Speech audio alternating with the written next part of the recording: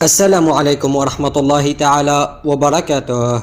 إذا أعلن الناخب الوطني الجزائري جمال بلماضي قبل قليل عن القائمة النهائية تحسبا لمواجهة مالي في 16 من نوفمبر والسويد في 19 من نوفمبر. والآن لنعرض عليكم القائمة. في حراسة المرمى رئيس وهاب مبولحي، أنطوني مندريا، وألكسندر أوكيدجا، وأخيرا مصطفى زغبة. في الدفاع عيسى ماندي بالإضافة إلى ياسين هماش ومحمد أمين توغاي وأحمد طوبة ويوسف عطال ومهدي ليريس جديد القائمة، وأخيرا بن سبعيني وبن عيادة.